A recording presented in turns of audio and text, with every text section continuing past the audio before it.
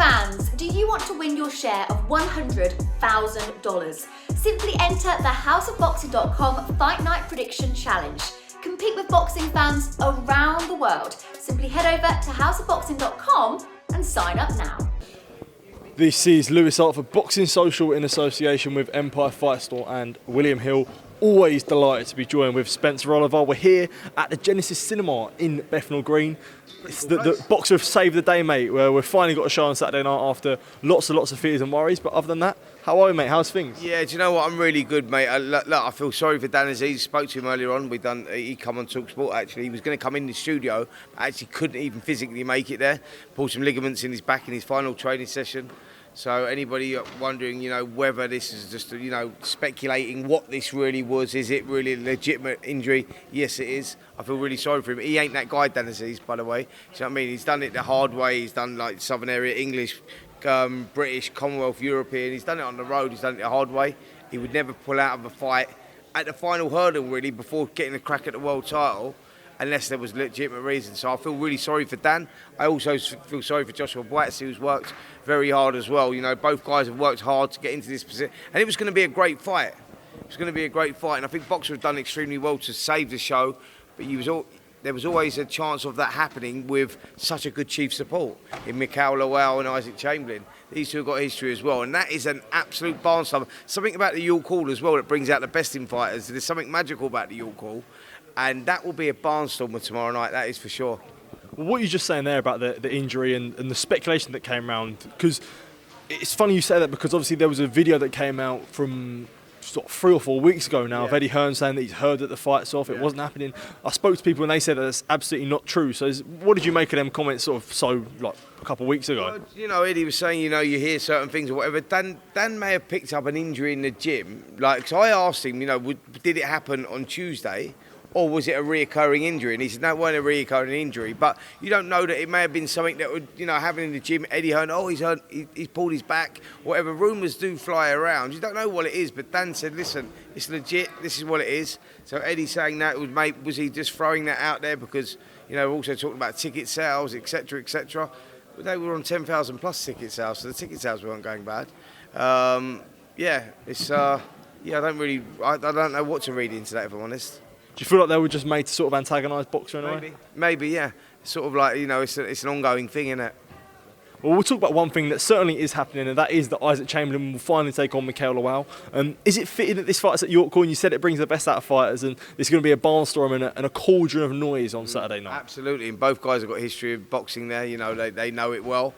And as you know, Lewis, you've been there many times, mate. There's something special, magical about it. You see some great fights there, and these two are going to put on. Like I say, it's going to be a barnstormer, man. I can't wait for it. It's like I say, if you're going to have a chief support to save the day, that is the one that you want, because that is a great fight, man. And you got like young Mick Hennessy, Michael Hennessy, boxing Joe Laws. That stylistically, that's going to be a good fight. Both guys have got a point to prove. They're both going to go at it. So there's some good fights on the undercard as well. So yeah, looking forward to it. Lewis Green as well, defending his Commonwealth title against Sam Gilley. Looking forward to that one. That's a great one stylistically, mate. It's going to be a mad night tomorrow, And does it show how much credit given to boxer that they've actually made this card happen? Nobody really knew what was going on, but we are getting fights on Saturday night, and they've gone the tireless efforts must be appreciated. Mate, they've had to work 24 hours to get this over the line. Can you imagine finding out yesterday, and you got a show booked at the O2 Arena, that your main event's pulled out, and they've got to change venues to save the show. So respect where respect's due. I think that Ben Shalom and the boxer team have done really well to save the undercard and give these guys the workouts that they need, because they've all put in a lot of hard work, and it'd been such a shame for the whole show to have been cancelled. We'll stick on boxing topics. Last Saturday we did see Tommy Fury defeat KSI. Misfits always divides opinions. What did you think of it? What did you think of the whole of it? I don't mind it, mate, if I'm totally honest, because I know where it is. I know it's got its own home. It's not professional boxing. I totally understand what it is, and for that reason, I didn't mind it. I thought as an event it was good, it was enjoyable.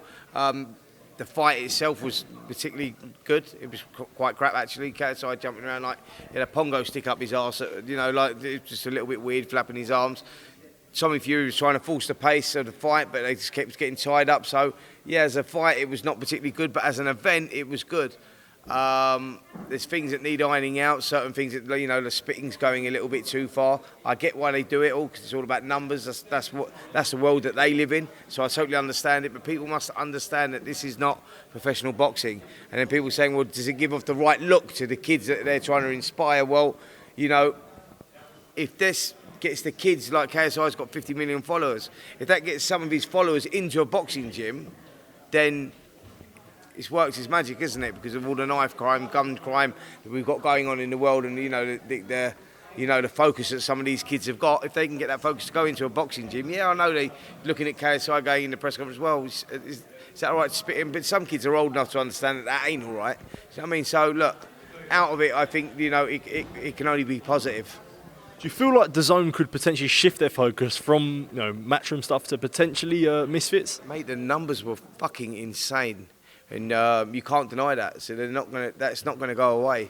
I mean, I know the undercard, like some of the kids are not even fit enough to put boxing gloves on, but like I say, they're not claiming to be world champions. They're doing that. Boxing is the umbrella. Boxing is the sport that they're using, but as an event, it's great fun. But you can't deny the numbers, man. The numbers were absolutely insane. So it ain't going anywhere soon.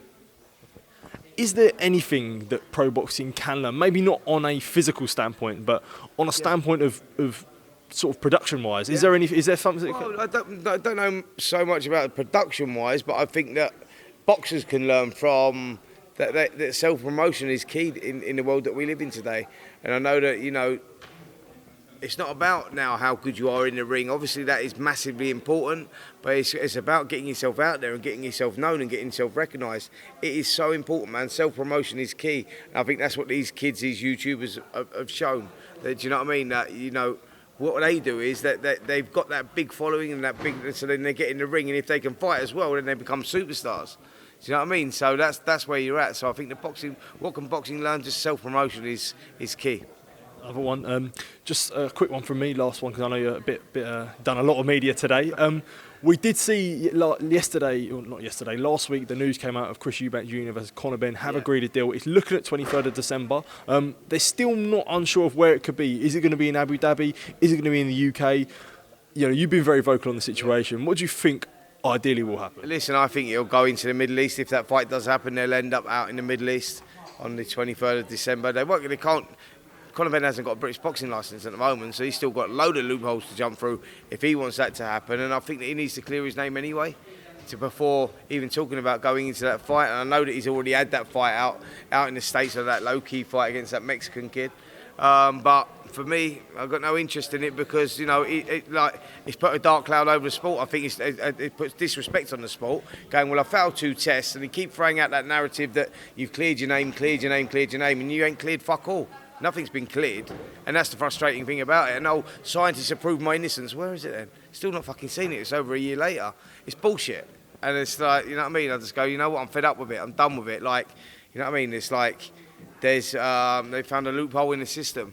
For Conor, jurisdiction is allowed to lift the suspension, and that's allowed him to box wherever, but he can't box in Britain at the moment because he hasn't got a licence. And I know the British Boxing Board have appealed that. They're talking about January, probably before that comes through. So I don't think you'll see that fight on these shores, that's for sure.